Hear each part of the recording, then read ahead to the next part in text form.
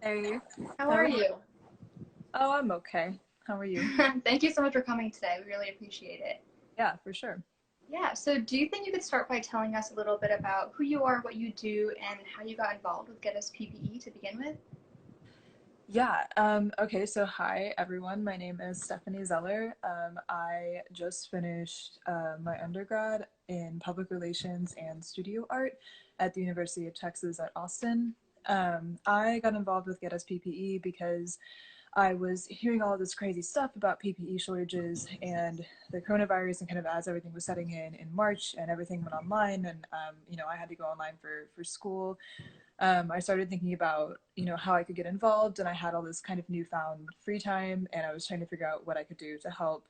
And I found Get Us PPE searching about this, and just decided to volunteer for anything. I just kind of wanted to write or deliver or whatever, and ended up getting pulled onto the team, and now I help do PR for Get Us PPE. Yeah, that's great. And could you explain a little bit about what Get Us PPE is and how they originally started and the mission they're working towards? Yeah, so Get Us PPE was founded by a group of doctors and nurses who were trying to also address the very pressing PPE crisis. And basically, what we do is we take donations, both monetary and of just PPE itself, lots of different kinds of PPE, and we try to get that to people who need it. We take requests from doctors, nurses, or hospital systems, or even small time facilities from around the country, and try to match those people in need with the PPE that were donated. And that was supposed to be kind of a short term thing, but because of the fact that the crisis has continued to persist and get worse, both here and around the world, we have kind of become a more permanent establishment. So, Yeah, and as you say that, I'm sure I think it's crazy how so many people started these things expecting for it to happen for only a month or two, and here we are so many months later still having to provide this. So how has the organization grown over time? How small did it start and how big is Get Us PPE currently? So I think it actually started pretty small, but we gained volunteers really, really quickly, and we continue to gain volunteers actually like every day. And there's well over 200 people who are in the organization or have volunteered.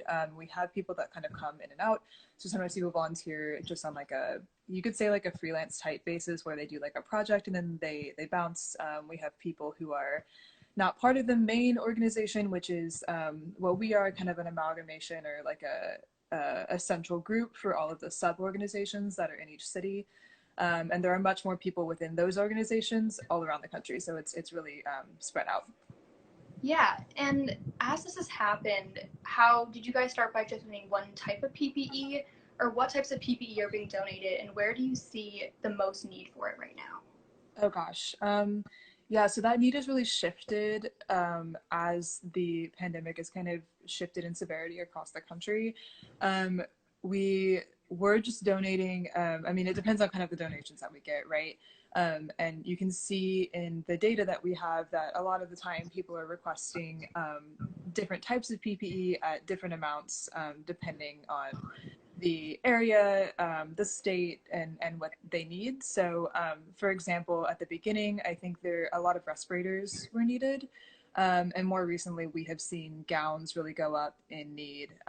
A lot of people need gowns more than they need masks right now, especially in healthcare facilities. So really like a super broad range.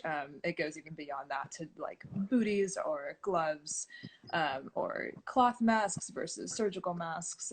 There's a lot of need for pretty much anything that can help protect healthcare workers or people who work with at-risk people from also contracting the disease. Yeah, and you talked a little bit, you touched on this right now about the data of how this happens. So I know there's so many requests coming in right now, and there's so many people needing PPE, as well as so many organizations and individuals that are willing to donate. So how has Get Us PPE, and how have you guys been able to kind of build a system around getting that data, and how have you been able to match that and just really figure out who needs it the most and where the most need is? Yeah, so that's kind of a complicated question.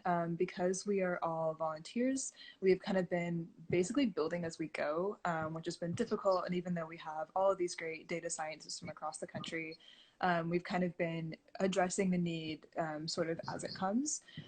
What we get is a lot of requests from all over the country. Like I said, some more in some states where more cases are rising more quickly, And those requests come in for specific types of PPE, or sometimes it's just any PPE that we can provide them.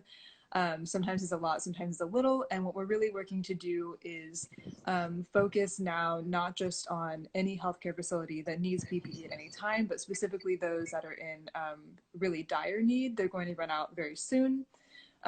Or underserved communities in particular across the country who are feeling the effects of COVID and other health disparities much stronger.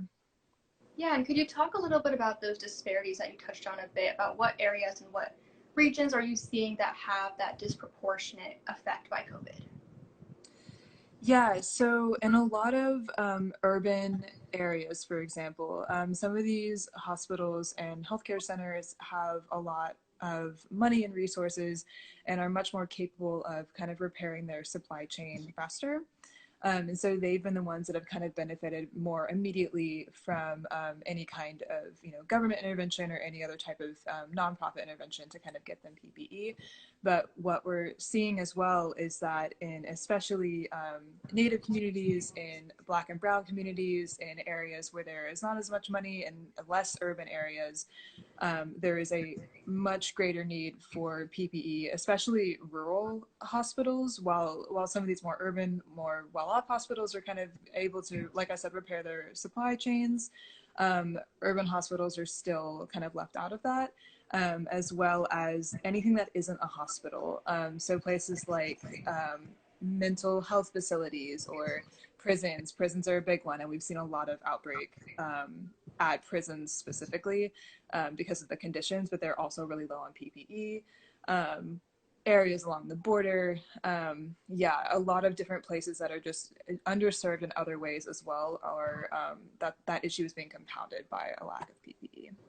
Yeah, and I know along with there being certain areas that have less access or are disproportionately effective, I know there's been a large fluctuation in the numbers in the past few months. And I think there's this notion, especially in the youth community, that numbers are going down and we're all going to be okay and this is going away. And then all of a sudden we've seen in the news so many more stories come back and the need for PPE suddenly show up in large news sources again. So how has Get Us PPE seen that fluctuation of numbers? And has there been a huge increase, or has it always been there and we just kind of are just realizing it again right now? Well, so there are kind of increases and decreases. A lot of the time, maybe a certain area, for example, will acquire enough PPE to sustain itself for a certain period of time. But then Texas is a good example. So I live in Texas, and we've had this huge just spike in cases over the last couple of weeks. And along with that spike in cases, we have also seen a spike in need for PPE. And so it is still definitely a need. And I think that even regardless of kind of like ups and downs in the requests that we're getting for different types, we're now kind of like on an upswing, for example, at the moment. The cases in the United States are still rising consistently. I mean, we are way beyond what we were at the beginning. And that means that supply chains are still broken and there are still areas that need PPE kind of no matter what. So this is continuing to be a pressing need, even though, our reach might be limited, but everyone needs protective equipment. And even if people have protective equipment to a certain standard, really you need a ton. I mean, you need a lot to be able to sustain you for any period of time. And this has gone on for months now. So it's certainly still a pretty constant need. Yeah, and you say that there's so much PPE needed. How has Get Us PPE been able to fulfill those requests? Or are there so many requests? How many have you guys been able to successfully match? Yeah, so I can say that we have delivered now over 2 million units of PPE, which is amazing. And it's amazing that we've been able to do that. A lot of that has also gone to protesters who are in need of masks, which I'm a huge proponent of. I think that's really important. But we've actually only been able to fill about 10% of the requests in our database. So we have a lot more requests than we have been able to fill based on our donations, both in kind or monetary, or just any PPE from anyone. And this is not to say that we're super grateful for the donations that we've had so far, and they've been incredibly helpful, and we've really been able to serve a lot of people. but we need more, and there is a continued need out there, and we're working as hard as we can to try to fill those requests. Yeah, and I know, especially considering you guys have delivered over 2 million cases of PPE, that's such a huge number in itself. I know there's so much work that goes on behind the scenes to make that happen. So could you talk a little bit about how Get Us PPE is created, the people that work behind it a little bit, and just how it runs behind the scenes? How it runs behind the scenes. Yeah. So I guess, like I said at the beginning, we are just this huge group of almost entirely volunteers.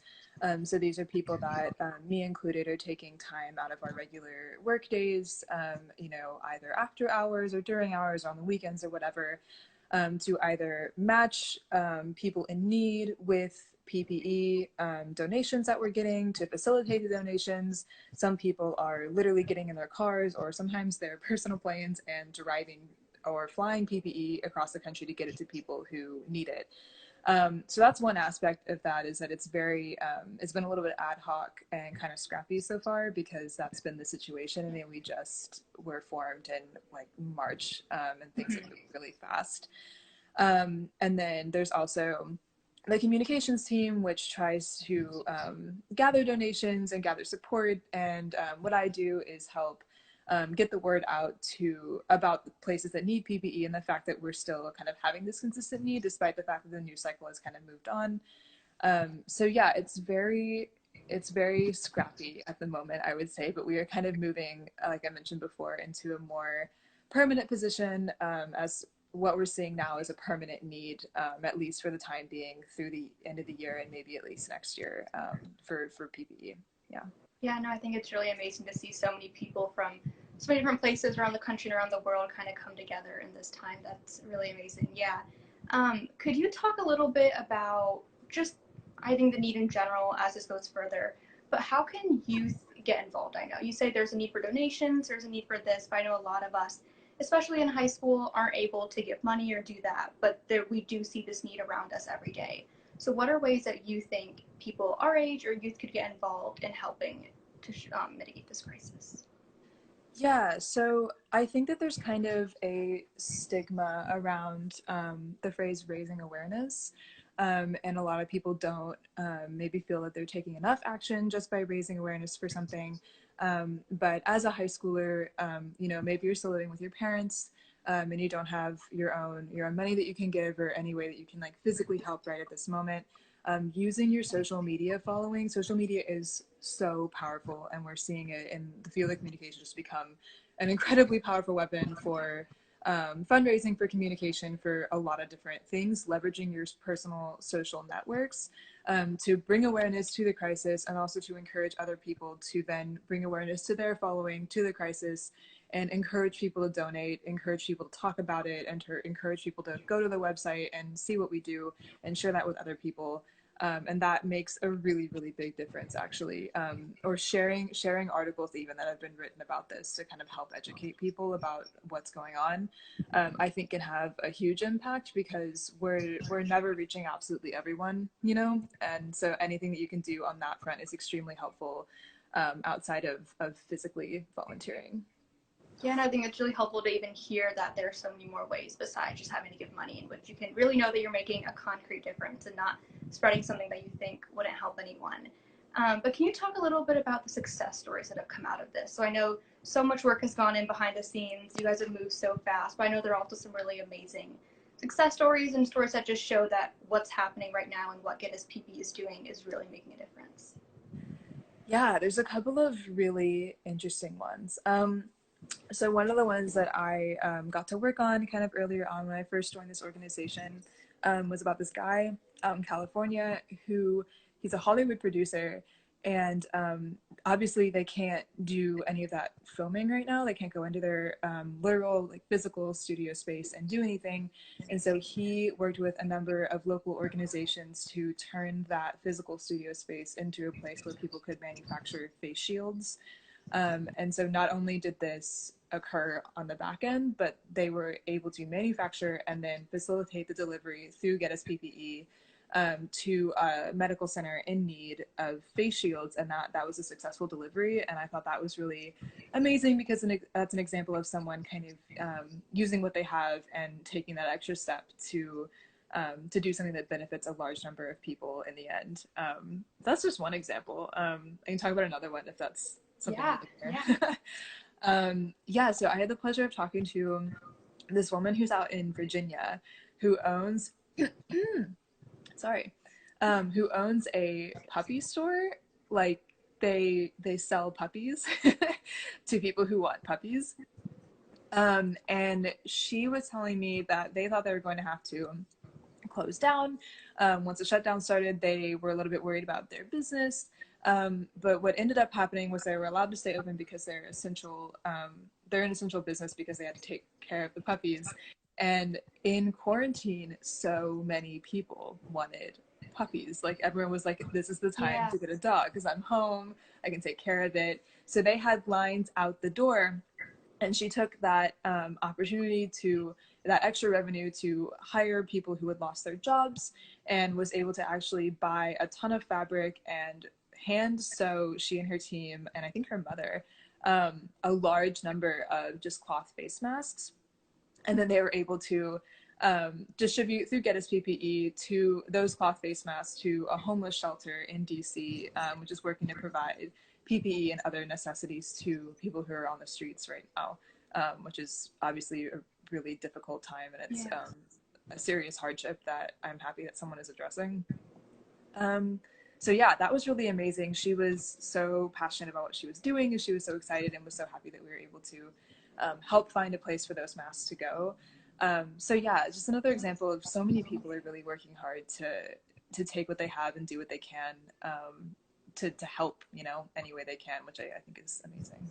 Yeah, and that's really amazing to see so many people coming together from different backgrounds and places that you wouldn't even expect had the capacity to do something like that.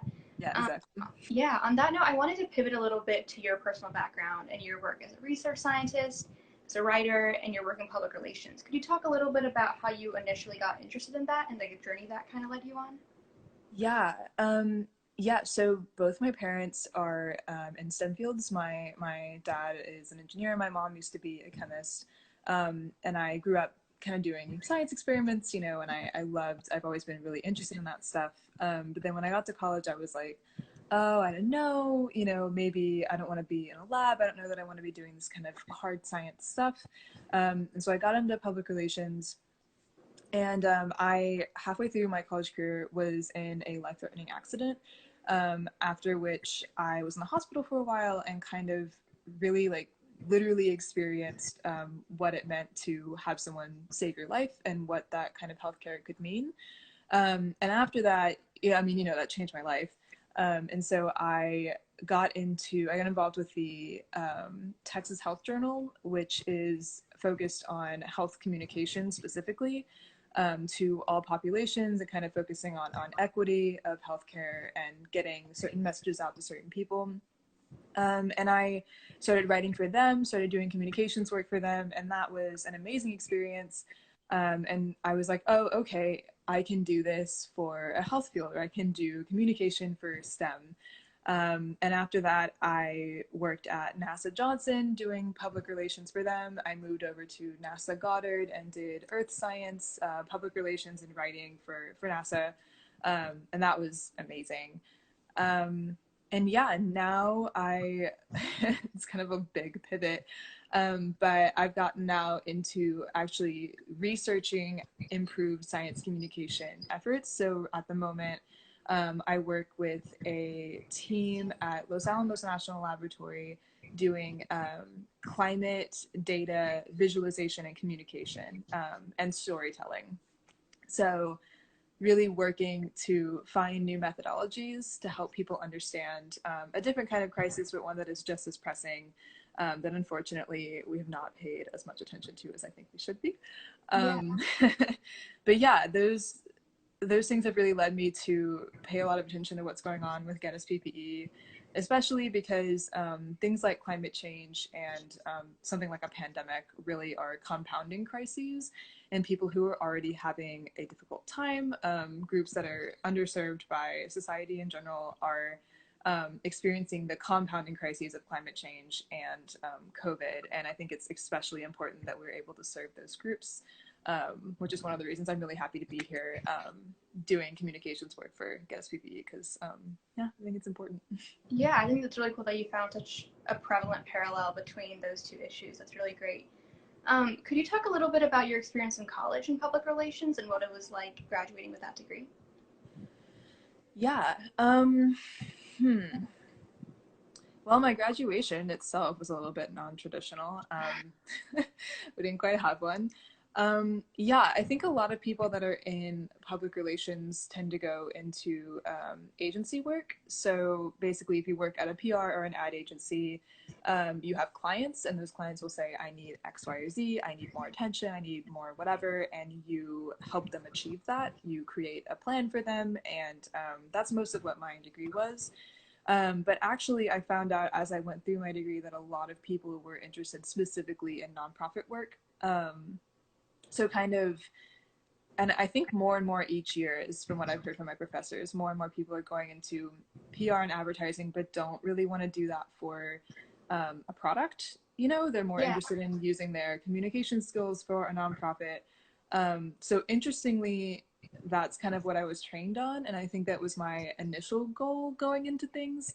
And it's really funny that I've kind of come full circle and just kind of like fell into this, Yeah. and am able to use those skills. Yeah.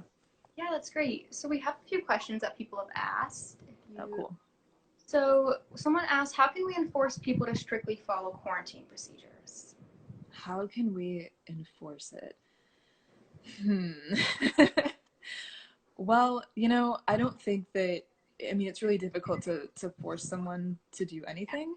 I think something that I've learned from talking to people, including people in my own family, about this issue is that you can't kind of just shout education at them, if that makes sense. Like, even if you have all the facts and you have all the data, you can't just go at them and just throw that data in their face and say, listen to me, like, you don't know what you're talking about. You really have to empathize with their perspective because they have that perspective for a reason. And if you begin with empathy and then move forward from there, you can start to educate them about why you believe what you believe and how that is based on evidence, and then encourage them to, you know, stay inside for the protection of other people. And I think that that's been a really compelling point that I've been able to make to people so far has been, you know, it's about you, but it's also about everyone you love. So Yeah, I think you bring up such a good point that there's just been kind of this mounting frustration for people that may not see if they're people wearing masks or not staying indoors, and it's just so important to realize that just yelling is or trying to force them to think is really not going to get you an answer. It's not going to help everyone. So I think that's great advice. yeah, you know, and I think it's really, really difficult because it's so easy to get angry. I mean, I'm angry. You know, I'm angry a lot about everything that's going on and how people are handling it. But something I've learned from doing so much communications work is that you have to establish rapport with your audience before you can kind of move forward from a mutual standpoint. And the more polarized we get, just in terms of the rhetoric we're using and the way we're approaching these things, the harder it is to bring someone to a middle ground and then to kind of bring someone over to your perspective. Just, you know, persuasive communication 101, I guess. Yeah. And we also got a question saying, what's the hardest thing about making data appealing or understandable for the general public? Ooh, I like that question. Yeah, so I think, what is the hardest thing? I think it's really difficult to communicate the complexity of the data. When you're storytelling, when you're writing, when you're communicating anything to anyone, there's always so much nuance that you're leaving out. You know, even if you're in journalism or whatever, like you're simplifying a story and then you're presenting it to people, and there is always more than what meets the eye. And good info viz, good data viz is by nature simple because that's the easiest thing to understand. But at the same time, you're trying to convey that there's a lot of complexity underlying that. Some people did a lot of work to get that to the way it is. There's always, always, always a level of uncertainty in the data. And I think that in particular is really difficult for people to grasp. If you see a graph it looks very final. Those lines look permanent. You're like, this is the data. These are hard numbers, and this is just the objective truth. And that is almost never the case. There is always bias in how you collected the data, and even in how you're presenting it, even if it's as minimalistic and simple as possible. So I think those two things are really difficult to successfully convey to someone. And honestly, we're still working on it. I That's something that I want to pursue in my personal research, is how to do that even better with the tools that we have available to us. I hope that answers the question. Yeah, and I think it's such a good point to bring up, especially now when there's so many different perspectives being thrown at people, so many different things being written and from so many different people, and just the numbers constantly changing and people's views constantly changing. It's sometimes so hard to figure out what's really in front of me, what's true, and how, if I want to give something, how do I make it so someone can believe me and know that what I'm giving comes from a credible source. So yeah, I think that's really prevalent right now. And this is a question about Get Us PPE specifically. So does all the PPE come from donations? And if not, where does it come from? I believe sometimes we can either get monetary donations or just donations of PPE itself. So if we don't get donations of just the PPE, sometimes we will use monetary donations to buy PPE. The sourcing on that is not quite my area, so I don't want to speak to that as much, because I don't want to say anything that's incorrect. But we do buy PPE from places that are manufacturing it if they have not donated to us, and then we work with those people as partners to try to get that to locations that are in need. Yeah, and then has Get Us PPE expanded internationally? Ooh, I think we have done a couple of things internationally, but at the moment we are primarily based in the United States. I know that there has been some discussion about moving internationally at some point in the future. I think that might almost be necessary, but that's definitely something that would be possibly in the works, I will say. Yeah, that's exciting to hear. And then last question is something about you personally. How did you make that transition from college to working? And I know especially now with that transition being something that's very non-traditional or not what you were expecting. Wow, yeah. Yeah, I've been I've had jobs since I was 15, I would say. Shika has said, our director of communications has weighed in to say, yes, we've expanded to India, Canada, South Africa, South America, and the Philippines so far. So, yes, is it? Thank you, Shika. Transitions. Yeah, so I've had jobs since, like I said, since I was about 15. So I've kind of always been working throughout my life to help support my different activities. But this is kind of a full transition. And even though I've spent time doing 9 to 5 jobs, taking a semester off to do like a full internship or whatever, this did feel a little bit different, and it almost feels a bit surreal, because I don't get up every day and go into an office. I wake up, I stretch, I walk into the next room, and I get on my computer. Yeah. Which is, yeah, it's weird. But I would say I've been trying to do small things to kind of like normalize that for myself. I've kind of established a routine. Of like, I do things at certain times every day, and I try to, normalize it as much as possible, and find positive things to make it seem more like a work environment, if that makes sense. Like I try not to like hang out in my sweatpants all day. I try to be grateful for the fact that I don't have to get up and put on a stuffy button down and go to work in a cubicle. But yeah, I guess I don't know if that really answers your question, but it's been strange. And I would say I'm still kind of in the process of transitioning. Yeah. Everything is really weird. Yeah, for sure. That makes complete sense. I believe that's all the time we have for today. Thank you so much for coming. I think the one thing that people can really understand from this is that there are so many more ways to help in this crisis than simply being able to donating if you don't have the ability to donate. And I think Get Us PPE is an amazing organization where anyone can come in and help in any capacity they have possible. There's so many opportunities for people to feel like you're doing something, and not only are you doing it, but that's making a real difference in people's lives. So thank you so much for coming today. And for everyone that's watching, I think this is a great opportunity to really try to get involved in your community and figure out what are the ways you can help in any small capacity. Definitely. Yeah, thank you so much. This was really fun. Yeah, thank you. Bye. Bye.